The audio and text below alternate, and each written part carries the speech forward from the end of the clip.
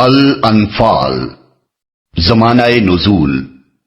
یہ سورہ 2 ہجری میں جنگ بدر کے بعد نازل ہوئی ہے اور اس میں اسلام و کفر کی اس پہلی جنگ پر مفصل تبصرہ کیا گیا ہے۔ جہاں تک سورہ کے مضمون پر غور کرنے سے اندازہ ہوتا ہے غالباً یہ ایک ہی تقریر ہے جو بیک وقت نازل فرمائی گئی ہوگی، مگر ممکن ہے کہ اس کی بعض آیات جنگ بدر ہی سے پیدا شدہ مسائل کے متعلق بعد میں اتری ہوں اور پھر ان کو سلسلہ تقریر میں مناسب جگہوں پر درج کر کے ایک مسلسل تقریر بنا دیا گیا ہو۔ بہرحال کلام میں کہیں کوئی ایسا جوڑ نظر نہیں آتا جس سے یہ گمان کیا جا سکے کہ یہ الگ الگ 2-3 خطبوں کا مجموعہ ہے۔ تاریخی پس منظر۔ قبل اس کے کہ اس سورہ پر تبصرہ کیا جائے، جنگ بدر اور اس سے تعلق رکھنے والے حالات پر ایک تاریخی نگاہ ڈال لینی چاہیے۔ نبی صلی اللہ علیہ وسلم کی دعوت ابتدائی 10-12 سال میں جبکہ آپ مکہ معظمہ میں مقیم تھے، اس حیثیت سے اپنی پختگی اور استواری ثابت کر چکی تھی کہ ایک طرف اس کی پشت پر ایک بلند سیرت، عالی ظرف اور دانش مند علم بردار موجود تھا جو اپنی شخصیت کا پورا سرمایہ اس کام میں لگا چکا تھا، اور اس کے طرز عمل سے یہ حقیقت پوری طرح نمایاں ہو چکی تھی کہ وہ اس دعوت کو انتہائی کامیابی کی منزل تک پہنچانے کے لیے اٹل ارادہ رکھتا ہے اور اس مقصد کی راہ میں ہر خطرے کو انگیز کرنے اور ہر مشکل کا مقابلہ کرنے کے لیے تیار ہے۔ دوسری طرف اس دعوت میں خود ایسی کشش تھی کہ وہ دلوں اور دماغوں میں سرایت کرتی چلی جا رہی تھی اور جہالت و جاہلیت اور تعصبات کے حصار اس کی راہ روکنے میں ناکام ثابت ہو رہے تھے۔ اسی وجہ سے عرب کے پرانے نظام جاہلی کی حمایت کرنے والے عناصر جو ابتداً اس کو استخفاف کی نظر سے دیکھتے تھے، مکی دور کے آخری زمانے میں اسے ایک سنجیدہ خطرہ سمجھنے لگے تھے اور اپنا پورا زور اسے کچل دینے میں صرف کر دینا چاہتے تھے۔ لیکن اس وقت تک چند حیثیات سے اس دعوت میں بہت کچھ کسر باقی تھی۔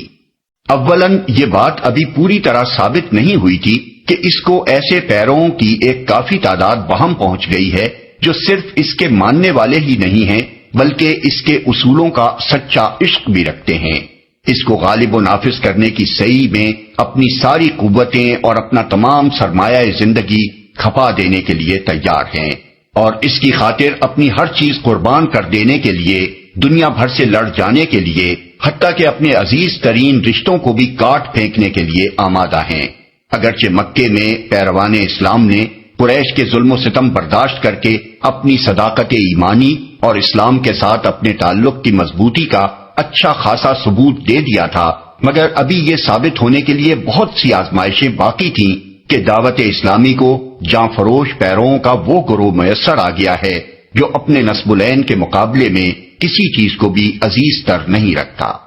ثانیاً، اس دعوت کی آواز اگرچہ سارے ملک میں پھیل گئی تھی لیکن اس کے اثرات منتشر تھے، اس کی فراہم کردہ قوت سارے ملک میں پراگندہ تھی، اس کو وہ اجتماعی طاقت بہم نہ پہنچی تھی جو پرانے جمے ہوئے نظام جاہلیت سے فیصلہ کن مقابلہ کرنے کے لیے ضروری تھی۔ ثالثاً،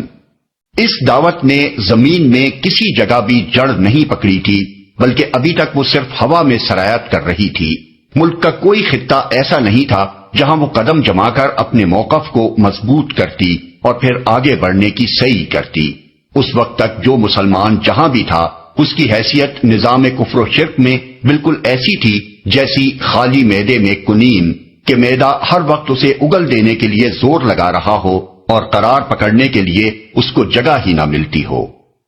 رابعاً، اس وقت تک اس دعوت کو عملی زندگی کے معاملات اپنے ہاتھ میں لے کر چلانے کا موقع نہیں ملا تھا، نہ یہ اپنا تمدن قائم کر سکی تھی، نہ اس نے اپنا نظام معیشت و معاشرت اور نظام سیاست مرتب کیا تھا، اور نہ دوسری طاقتوں سے اس کے معاملات صلح و جنگ پیش آئے تھے۔ اس لیے نہ تو ان اخلاقی اصولوں کا مظاہرہ ہو سکا تھا جن پر یہ دعوت زندگی کے پورے نظام کو قائم کرنا اور چلانا چاہتی تھی، اور نہ یہی بات آزمائش کی کسوٹی پر اچھی طرح نمایاں ہوئی تھی کہ اس دعوت کا پیغمبر اور اس کے پیروؤں کا گروہ جس چیز کی طرف دعوت دنیا کو دے رہا ہے اس پر عمل کرنے میں وہ خود کس حد تک راست باز ہے۔ بعد کے واقعات نے وہ مواقع پیدا کر دیے جن سے یہ چاروں یکساں پوری ہو گئیں۔ مکی دور کے آخری 3 سالوں سے یثرب میں آفتاب اسلام کی شعاعیں مسلسل پہنچ رہی تھیں اور وہاں کے لوگ متعدد وجوہ سے عرب کے دوسرے قبیلوں کی بنسبت زیادہ آسانی کے ساتھ اس روشنی کو قبول کرتے جا رہے تھے۔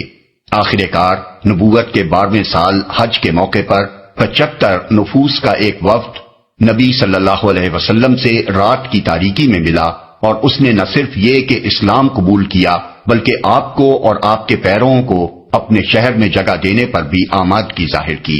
یہ اسلام کی تاریخ میں ایک انقلابی موقع تھا جسے خدا نے اپنی عنایت سے فراہم کیا اور نبی صلی اللہ علیہ وسلم نے ہاتھ بڑھا کر پکڑ لیا۔ اہل یثرب نبی صلی اللہ علیہ وسلم کو محض ایک پناہ گزی کی حیثیت سے نہیں بلکہ خدا کے نائب اور اپنے امام و فرما روا کی حیثیت سے بلا رہے تھے، اور اسلام کے پیرووں کو ان کا بلاوا اس لیے نہ تھا کہ وہ ایک اجنبی سرزمین میں محض مہاجر ہونے کی حیثیت سے جگہ پا لیں، بلکہ مقصد یہ تھا کہ عرب کے مختلف قبائل اور خطوں میں جو مسلمان منتشر ہیں وہ یثرب میں جمع ہو کر اور یثربی مسلمانوں کے ساتھ مل کر ایک منظم معاشرہ بنا لیں۔ اس طرح یثرب نے دراصل اپنے آپ کو مدینۃ الاسلام کی حیثیت سے پیش کیا، اور نبی صلی اللہ علیہ وسلم نے اسے قبول کر کے عرب میں پہلا دارالاسلام بنا لیا۔ اس پیشکش کے معنی جو کچھ تھے اس سے اہل مدینہ ناواقف نہ تھے۔ اس کے صاف معنی یہ تھے کہ ایک چھوٹا سا قصبہ اپنے آپ کو پورے ملک کی تلواروں اور معاشی اور تمدنی بائیکاٹ کے مقابلے میں پیش کر رہا تھا۔ چنانچہ بیعت عقبہ کے موقع پر رات کی اس مجلس میں اسلام کے ان اولین مددگاروں یعنی انصار نے اس نتیجے کو خوب اچھی طرح جان بوجھ کر نبی صلی اللہ علیہ وسلم کے ہاتھ میں ہاتھ دیا تھا۔ عین اس وقت جب کہ بیعت ہو رہی تھی، یثربی وفد کے ایک نوجوان رکن اسد بن زرارہ نے، جو پورے وفد میں سب سے کم سن شخص تھے، اٹھ کر کہا،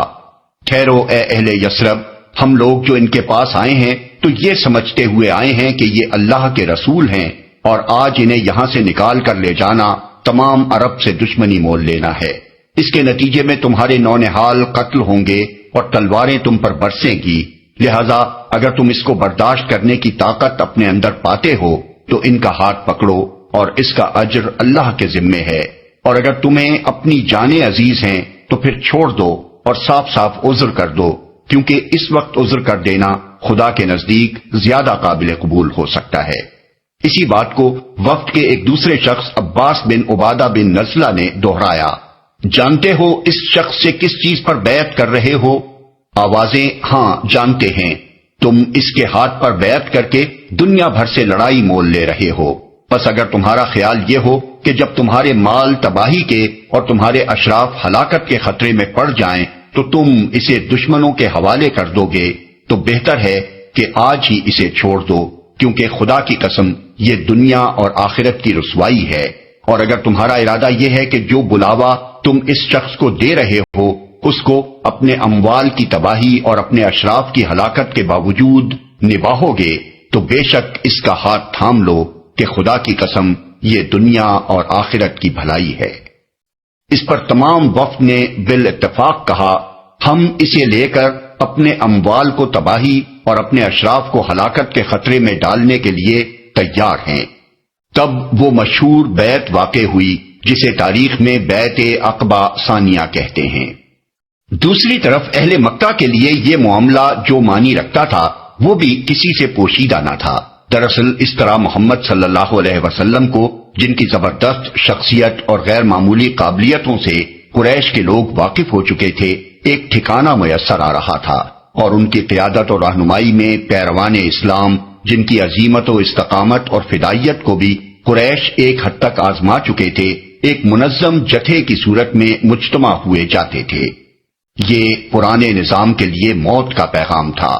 نیز مدینہ جیسے مقام پر مسلمانوں کی اس طاقت کے مجتمع ہونے سے قریش کو مزید خطرہ یہ تھا کہ یمن سے شام کی طرف جو تجارتی شاہراہ ساحل بحر احمر کے کنارے کنارے جاتی تھی، جس کے محفوظ رہنے پر قریش اور دوسرے بڑے بڑے مشرک قبائل کی معاشی زندگی کا انحصار تھا، وہ مسلمانوں کی زد میں آ جاتی تھی، اور اس شہرک پر ہاتھ ڈال کر مسلمان نظام جاہلی کی زندگی دشوار کر سکتے تھے۔ صرف اہل مکہ کی وہ تجارت جو اس شاہراہ کے بل پر چل رہی تھی 2.5 لاکھ اشرفی سالانہ تک پہنچتی تھی، طائف اور دوسرے مقامات کی تجارت اس کے ماں سوا تھی۔ قریش ان نتائج کو خوب سمجھتے تھے۔ جس رات بیعت عقبہ واقع ہوئی اسی رات اس معاملے کی بھنک اہل مکہ کے کانوں میں پڑی اور پڑتے ہی کھلبلی مچ گئی۔ پہلے تو انہوں نے اہل مدینہ کو نبی صلی اللہ علیہ وسلم سے توڑنے کی کوشش کی، پھر جب مسلمان ایک ایک دو دو کر کے مدینے کی طرف ہجرت کرنے لگے اور قریش کو یقین ہو گیا کہ اب محمد بھی وہاں منتقل ہو جائیں گے، تو وہ اس خطرے کو روکنے کے لیے آخری چارہ کار اختیار کرنے پر آمادہ ہو گئے۔ ہجرت نبوی سے چند ہی روز پہلے قریش کی مجلس شورا منعقد ہوئی، جس میں بڑی رد و کد کے بعد آخر کار یہ طے پا گیا کہ بنی ہاشم کے سوا تمام خانوادہ خائے قریش کا ایک ایک آدمی چھانٹا جائے اور یہ سب لوگ مل کر محمد صلی اللہ علیہ وسلم کو قتل کریں، تاکہ بنی ہاشم کے لیے تمام خاندانوں سے تنہا لڑنا مشکل ہو جائے اور وہ انتقام کی بجائے خون بہا قبول کرنے پر مجبور ہو جائیں۔ لیکن خدا کے فضل اور نبی صلی اللہ علیہ وسلم کے اعتماد اللہ اور حسن تدبیر سے ان کی یہ چال ناکام ہو گئی اور حضور بخیریت مدینہ پہنچ گئے۔ اس طرح جب قریش کو ہجرت کے روکنے میں ناکامی ہوئی تو انہوں نے مدینے کے سردار عبداللہ بن ابی کو، جسے ہجرت سے پہلے اہل مدینہ اپنا بادشاہ بنانے کی تیاری کر چکے تھے اور جس کی تمناؤں پر حضور کے مدینہ پہنچ جانے اور اوس و خزرج کی اکثریت کے مسلمان ہو جانے سے پانی پھر چکا تھا، خط لکھا کہ تم لوگوں نے ہمارے آدمی کو اپنے ہاں پناہ دی ہے، ہم خدا کی قسم کھاتے ہیں کہ یا تو تم خود اس سے لڑو یا اسے نکال دو، ورنہ ہم سب تم پر حملہ آور ہوں گے اور تمہارے مردوں کو قتل اور عورتوں کو لونڈیاں بنا لیں گے۔ عبداللہ بن ابی اس پر کچھ آمادہ شر ہوا، مگر نبی صلی اللہ علیہ وسلم نے بر وقت اس کے شر کی روک تھام کر دی۔ پھر سعد بن معاذ رئیس مدینہ عمرے کے لیے مکہ گئے۔ وہاں عین حرم کے دروازے پر ابو جہل نے ان کو ٹوک کر کہا، تم تو ہمارے دین کے مرتدوں کو پناہ دو اور ان کی امداد و اعانت کا دم بھرو اور ہم تمہیں اطمینان سے مکے میں طواف کرنے دیں۔ اگر تم امیہ بن خلف کے مہمان نہ ہوتے تو زندہ یہاں سے نہیں جا سکتے تھے۔ سعد نے جواب میں کہا،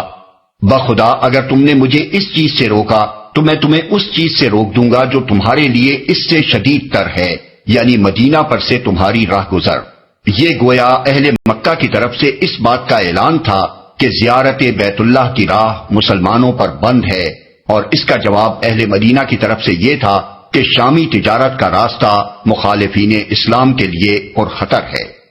اور فی الواقع اس وقت مسلمانوں کے لیے اس کے سوا کوئی تدبیر بھی نہ تھی کہ اس تجارتی شاہراہ پر اپنی گرفت مضبوط کریں، تاکہ قریش اور وہ دوسرے قبائل جن کا مفاد اس راستے سے وابستہ تھا اسلام اور مسلمانوں کے ساتھ اپنی معاندانہ اور مزاحمانہ پالیسی پر نظر ثانی کرنے کے لیے مجبور ہو جائیں۔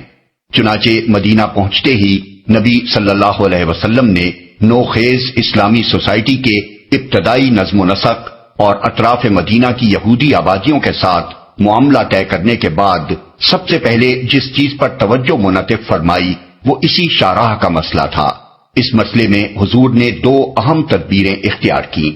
ایک یہ کہ مدینہ اور ساحل بحر احمر کے درمیان اس شاہراہ سے متصل جو قبائل آباد تھے ان کے ساتھ گفت و شنید شروع کی، تاکہ وہ حلیفانہ اتحاد یا کم از کم نا طرفداری کے معاہدے کر لیں۔ چنانچہ اس میں آپ کو پوری کامیابی ہوئی۔ سب سے پہلے جوہینا سے، جو ساحل کے قریب پہاڑی علاقے میں ایک اہم قبیلہ تھا، معاہدہ نا طرفداری طے ہوا۔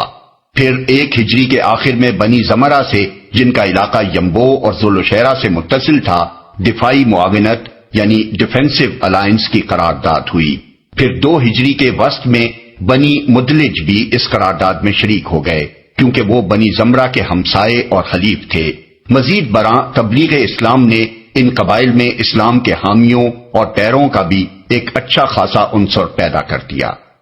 دوسری تدبیر آپ نے یہ اختیار کی کہ قریش کے قافلوں کو دھمکی دینے کے لیے اس شاہراہ پر تہم چھوٹے چھوٹے دستے بھیجنے شروع کیے،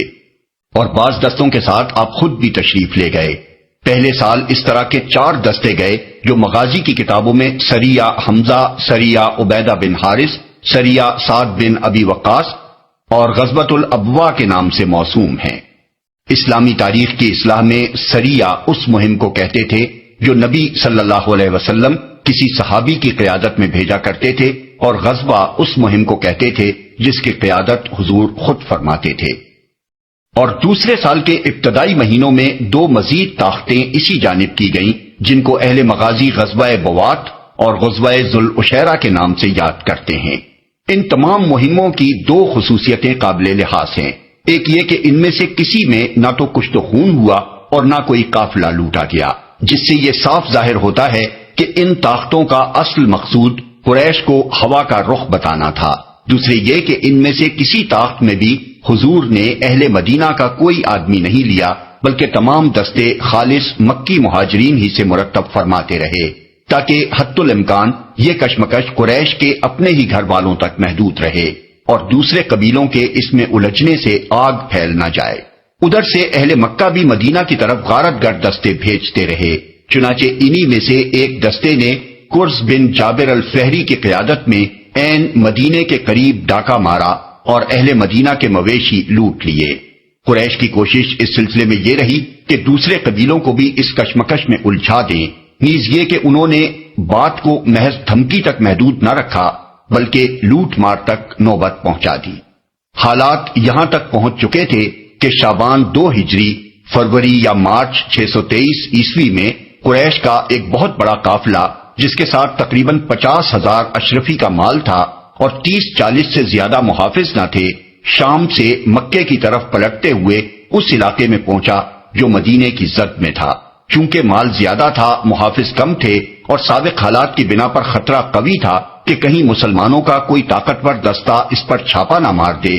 اس لیے سردار قافلہ ابو سفیان نے اس پرخطر علاقے میں پہنچتے ہی ایک آدمی کو مکے کی طرف دوڑا دیا تاکہ وہاں سے مدد لے آئے۔ اس شخص نے مکہ پہنچتے ہی عرب کے قدیم قاعدے کے مطابق اپنے اونٹ کے کان کاٹے، اس کی ناک چیر دی، کجاوے کو الٹ کر رکھ دیا اور اپنا قمیص آگے پیچھے سے پھاڑ کر شور مچانا شروع کر دیا کہ قریش والو، اپنے قافلہ تجارت کی خبر لو، تمہارے مال جو ابو سفیان کے ساتھ ہیں، محمد اپنے آدمی لے کر ان کے درپے ہو گیا ہے، مجھے امید نہیں کہ تم انہیں پا سکو گے، دوڑو دوڑو مدد کے لیے۔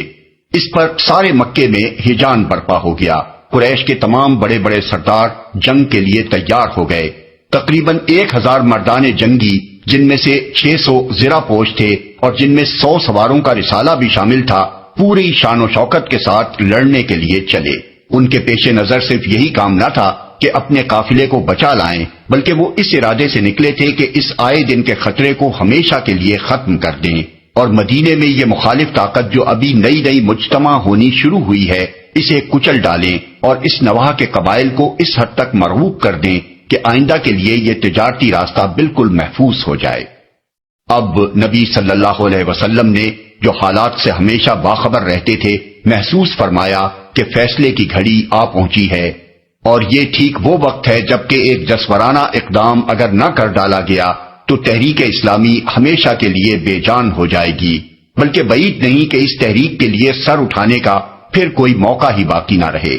نئے دارالہجرت میں آئے ابھی پورے 2 سال بھی نہیں ہوئے ہیں، مہاجرین بے سر و سامان، انصار ابھی ناآزمودہ، یہودی قبائل برسر مخالفت، خود مدینے میں منافقین و مشرکین کا ایک اچھا خاصا طاقتور عنصر موجود، اور گرد و پیش کے تمام قبائل قریش سے مرعوب بھی اور مذہباً ان کے ہمدرد بھی۔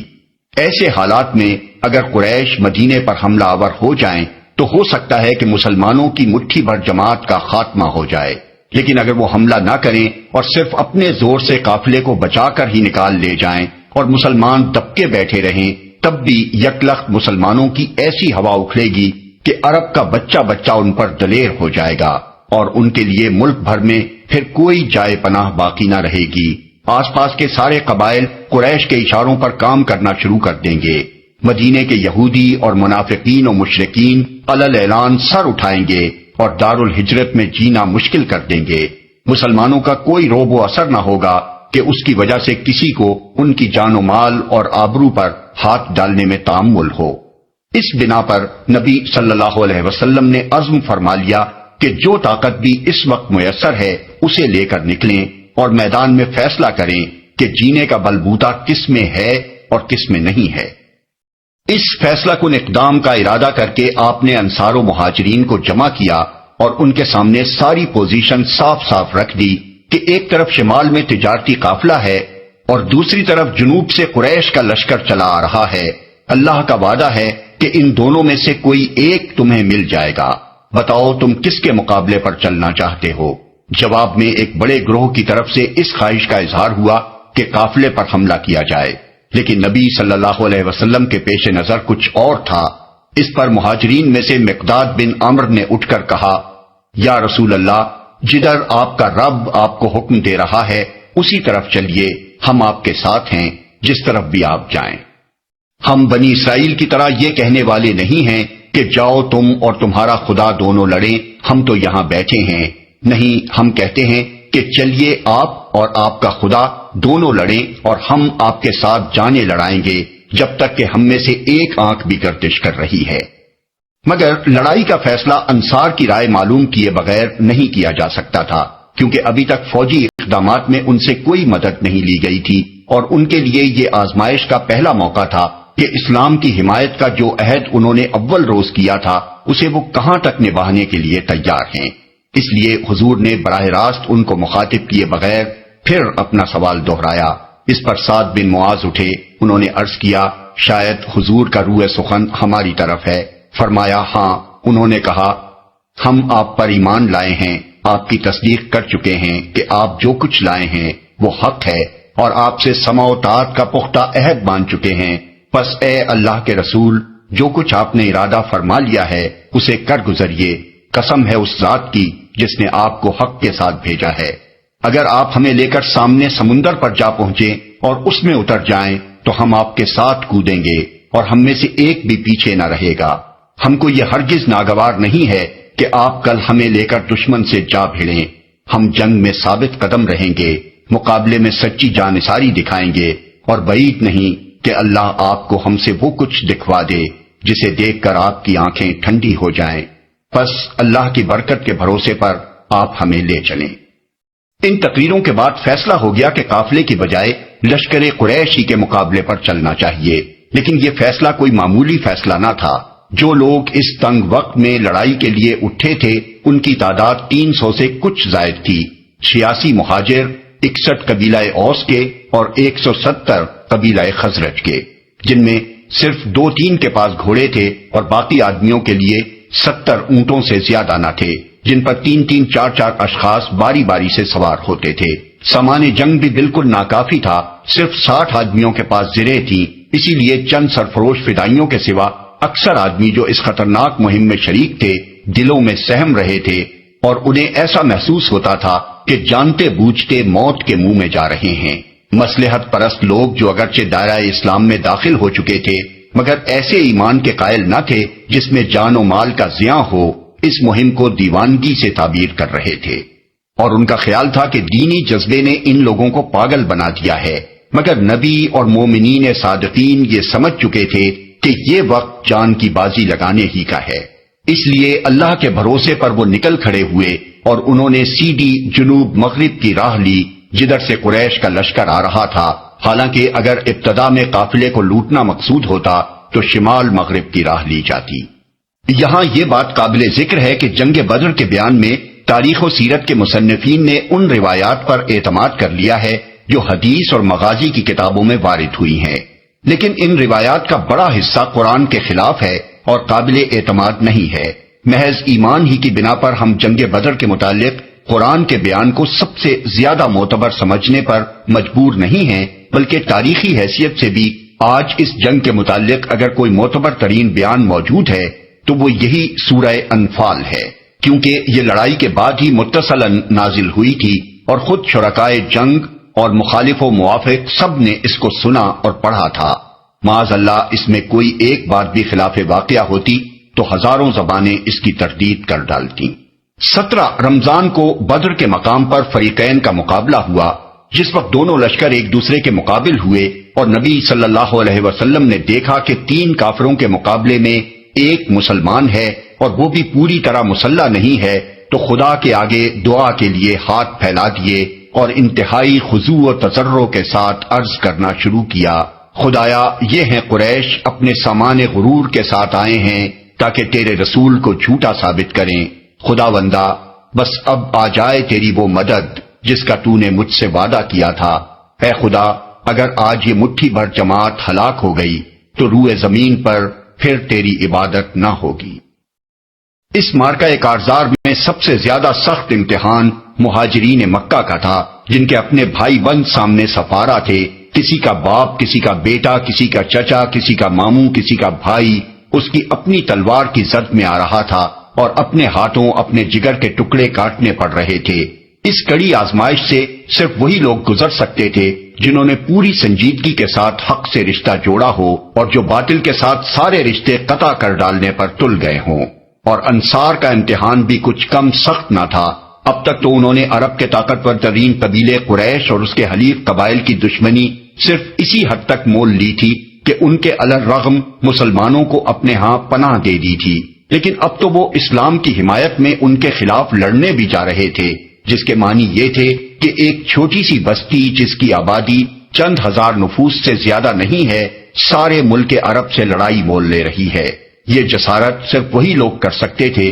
جو کسی صداقت پر ایسا ایمان لے آئے ہوں کہ اس کی خاطر اپنے ذاتی مفاد کی انہیں ذرہ برابر پرواہ نہ رہی ہو۔ آخر کار ان لوگوں کی صداقت ایمانی خدا کی طرف سے نصرت کا انعام حاصل کرنے میں کامیاب ہو گئی، اور قریش اپنے سارے غرور طاقت کے باوجود ان بے سر و سامان فدائیوں کے ہاتھوں شکست کھا گئے۔ ان کے 70 آدمی مارے گئے، 70 قید ہوئے، اور ان کا سر و سامان غنیمت میں مسلمانوں کے ہاتھ آیا۔ قریش کے بڑے بڑے سردار جو ان کے گلہائے سر سبد اور اسلام کی مخالف تحریک کے روح رواں تھے، اس مارکے میں ختم ہو گئے، اور اس فیصلہ کن فتح نے عرب میں اسلام کو ایک قابل لحاظ طاقت بنا دیا۔ جیسا کہ ایک مغربی محقق نے لکھا ہے، بدر سے پہلے اسلام محض ایک مذہب اور ریاست تھا، مگر بدر کے بعد وہ مذہب ریاست بلکہ خود ریاست بن گیا۔ مباحث: یہ ہے وہ عظیم الشان مارکہ جس پر قرآن کی اس سورہ میں تبصرہ کیا گیا ہے، مگر اس تبصرے کا انداز تمام ان تبصروں سے مختلف ہے جو دنیاوی بادشاہ اپنی فوج کی فتح یابی کے بعد کیا کرتے ہیں۔ اس میں سب سے پہلے ان خامیوں کی نشاندہی کی گئی ہے جو اخلاقی حیثیت سے ابھی مسلمانوں میں باقی تھیں، تاکہ آئندہ اپنی مزید تکمیل کے لیے سعی کریں۔ پھر ان کو بتایا گیا کہ اس فتح میں تائید الہی کا کتنا بڑا حصہ تھا، تاکہ وہ اپنی جرأت و شہامت پر نہ پھولیں بلکہ خدا پر توکل اور خدا و رسول کی اطاعت کا سبق لیں۔ پھر اس اخلاقی مقصد کو واضح کیا گیا ہے جس کے لیے مسلمانوں کو یہ مارکہ حق و باطل برپا کرنا ہے، اور ان اخلاقی صفات کی توضیح کی گئی ہے جن سے اس مارکے میں انہیں کامیابی حاصل ہو سکتی ہے۔ پھر مشرکین اور منافقین اور یہود اور ان لوگوں کو جو جنگ میں قید ہو کر آئے تھے نہایت سبق آموز انداز میں خطاب کیا گیا ہے۔ پھر ان اموال کے متعلق جو جنگ میں ہاتھ آئے تھے مسلمانوں کو ہدایت کی گئی ہے کہ انہیں اپنا مال نہ سمجھیں بلکہ خدا کا مال سمجھیں۔ جو کچھ اللہ اس میں سے ان کا حصہ مقرر کرے اسے شکریہ کے ساتھ قبول کر لیں، اور جو حصہ اللہ اپنے کام اور اپنے غریب بندوں کی امداد کے لیے مقرر کرے اس کو بارضا و رغبت گوارا کر لیں۔ پھر قانون جنگ و صلح کے متعلق وہ اخلاقی ہدایات دی گئی ہیں جن کی توضیح اس مرحلے میں دعوت اسلامی کے داخل ہو جانے کے بعد ضروری تھی، تاکہ مسلمان اپنی صلح و جنگ میں جاہلیت کے طریقوں سے بچیں اور دنیا پر ان کی اخلاقی برتری قائم ہو، اور دنیا کو معلوم ہو جائے کہ اسلام اول روز سے اخلاق پر عملی زندگی کی بنیاد رکھنے کی جو دعوت دے رہا ہے اس کی تعبیر واقعی عملی زندگی میں کیا ہے۔ پھر اسلامی ریاست کے دستوری قانون کی بعض دفعات بیان کی گئی ہیں جن سے دارالاسلام کے مسلمان باشندوں کی آئینی حیثیت ان مسلمانوں سے الگ کر دی گئی ہے جو دارالاسلام کے حدود سے باہر رہتے ہوں۔ بسم اللہ الرحمن الرحیم، اللہ کے نام سے جو رحمان و رحیم ہے۔ يسألونك عن الأنفال قل الأنفال لله والرسول فاتقوا الله وأصلحوا ذات بينكم وأطيعوا الله ورسوله إن كنتم مؤمنين۔ تم سے انفال کے متعلق پوچھتے ہیں، کہو یہ انفال تو اللہ اور اس کے رسول کے ہیں، پس تم لوگ اللہ سے ڈرو اور اپنے آپس کے تعلقات درست کرو اور اللہ اور اس کے رسول کی اطاعت کرو اگر تم مومن ہو۔ یہ اس تبصرہ جنگ کی عجیب تمہید ہے۔ بدر میں جو مال غنیمت لشکر قریش سے لوٹا گیا تھا اس کی تقسیم پر مسلمانوں کے درمیان نزاع برپا ہو گئی، کیونکہ اسلام قبول